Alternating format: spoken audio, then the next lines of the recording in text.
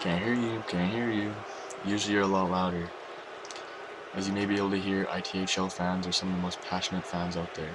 In this video, we're going to be recapping the first half of our second season. This season we have 13 teams, and it's been a great ride so far. Teams have been extremely competitive, and I'm very excited to see who's crowned ITHL Cup champs for Season 2. Alright, so for the playoffs, I've decided that the top 7 teams clinch a playoff berth. Seeds 9 and 10 will play a 3-game wildcard series. The winner will then play the number 8 seed in another best of 3 to decide who earns the last playoff spot. I'm doing this because playoffs are very exciting, and it would be nice for almost every team to experience the rush of playing in the playoffs. First round would be 1 versus 8, and they'll play a best of 5. Second round, the highest remaining seed will play the lowest remaining seed. The middle seeds will play each other in best of 5s, and then the finals will be a best of 7. Alright, so as you can see here, we got the ADMIRALS running show, 16 games played, 15 wins, 1 loss, and their goal differential is out of this world, 28 points. Their 1 loss came from the Windsor Wizards, who are 2 and 10, last place in the league. This shows that anyone can beat anyone on any given night. So second place right now, Comet Clowns, 14 games played, 11 wins, 1 loss, and 2 OT losses. They've been doing really good. A bit of, I wouldn't say, their connection can be choppy sometimes, that's all I'm going to say. TWC coming in third right now, 14 games played, 10 wins, 3 losses, 1 OT loss, goal differential, similar to the Comet Clowns. Well in the positives, and they're just a couple points behind the Comet Clowns at the same amount of games played. Fourth place, we got the Morons, 716 Ken Morons, 16 games played, 9, 5, and 2. Good goal differential, and they're 1 point back of TWC for third place, but 2 games ahead of them in games played. The Bang Bros are leading the way in games played. They only have 4 games left, and they might be in some trouble here. 7, 11, and 2. Minus 11 goal differential, not too bad, but they got 16 points. Look at everyone behind them right now. 14, 16, 14, 8, 12, 4, 14, 10, 12. And they have, on a bunch of these teams, only a couple points separating them. So those last 4 games are pretty much must-win for the Bang Bros. Sixth place, we got Bikini Bottoms. 14 games played, 7, 6, and 1. Even goal differential. Just 1 point behind Bang Bros. I'm sure, I mean, you never know, but I'm sure they'll jump up in the standings a bit. They're a solid team. Alright, so getting into the fringe area of the standings. In 7th spot right now, we got the Blue Dragons. 16 games played, 6, 8, and 2, with a minus 23 goal differential and 14 points. And then we have right below them the Boats. 2 less games played, 5, 5, and 4, with minus 1 goal differential and the same amount of points. These 2 teams will be playing each other soon, so definitely some important games coming up here down the stretch, and it'll be interesting to see who wins those 2 games. 9th spot, we got the Big Hogs, only 8 games played. They had to take a break for about a week, so they're going to be playing a lot of games shortly. But right now they're 5, 2, and 1, plus 6 goal differential and 11 points. So this pretty much means that there's going to be lots of movement around here, like especially because the Bang Bros have 20 games played already, and the Hogs have 12 games played less than them. So there will be movement, which is going to be good because you want it to remain competitive as long as possible. You don't want teams like out of it early and just stop trying. So the Big Hogs will try to remain hot and move up on the standings. Last wildcard spot right now, we got the Pilsner people. 12 games played, 5, 6, and 1, minus 7 goal differential and 11 points. So they're a fringe team. They're pretty close to the Blue Dragons and the Boats. So right now, I would say the Bang Bros, the Blue Dragons, the Boats, Pilsner people, And then the New Tech 98s, who have 10 points, 14 games played, 5 and 9. Those 4 teams are or I guess 5 teams are really close in the standings, and they're going to have to start winning games to gain positioning in the standings.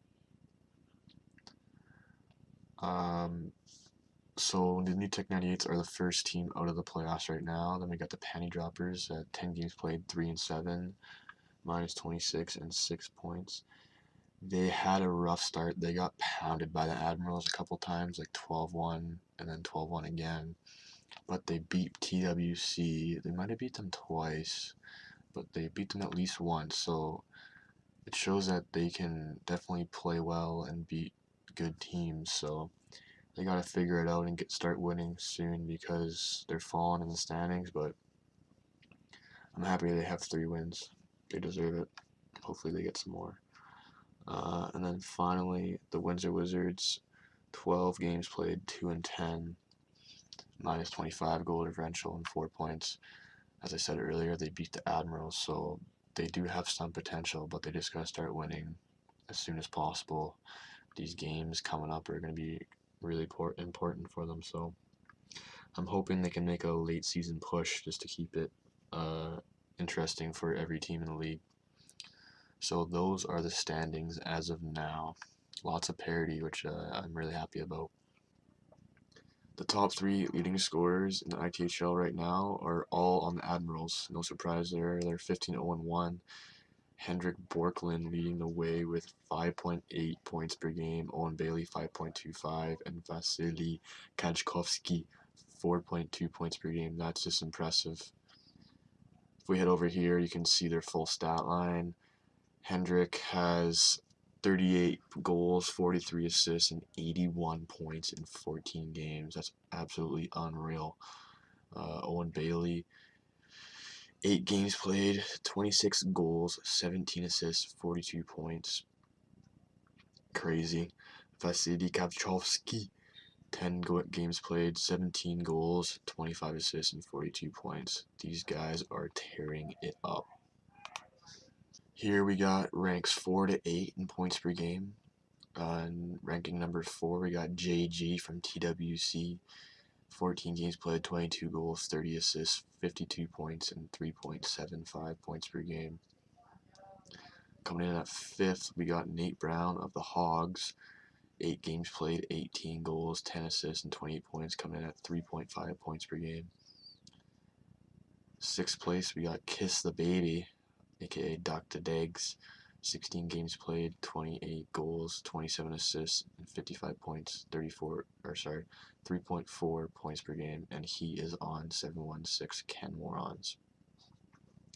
Coming in at number 7, we got H. Sedin. No need for Henrik, just H. Sedin on the Hogs. 8 games played, 12 goals, 14 assists, 26 points, and 3.25 points per game. And at number 8, we got Huge Beach from TWC. 14 games played, 23 goals, 21 assists, 44 points, and 3.1 points per game. Moving on, we got ranks 9 to 13. Number 9, Patty Star of the Bikini Bottoms. 14 games played, 27 goals, 17 assists, 44 points, and 3.1 points per game. So that's Patty Star's coming in, the last guy with over 3 points per game. Now moving to the 2s, we got Butter Snaps of the Comic Clowns. 14 games played, 24 goals, 17 assists, 41 points, and 2.9 points per game. Number 11, we got Hippie Break Your Legs of the Boats. 14 games played, 18 goals, 21 assists, 39 points, and 2.8 points per game. We got Express Moose in the 12 spot. 8 games played, 10 goals, 12 assists, 22 points, and 2.75 points per game. Just edging out Keith Sosa for the 13th spot. We got 14 games played, 18 goals, 20 assists, 38 points, and 2.7 points per game. Coming in at the 14th spot, we got Freddie Douglas of 716 Ken Morons. He scored 9 goals in one game, and he'll be the first one to tell you that. Games played 16, goals 22, assists 21, points 43, and points per game 2.7. So that being said, 9 goals in one game, 22 minus 9 is what, 13? So he's got 13 goals in 15 games. Not that good, Freddie. 9 goals in one game versus 13 goals in 15. Come on, man. Representing the New Tech 98s in the 15 spot is Professor Nincompoop with 14 games played, 18 goals, 16 assists, 34 points, and 2.4 points per game. So that wraps up the top 15 players in the ITHL.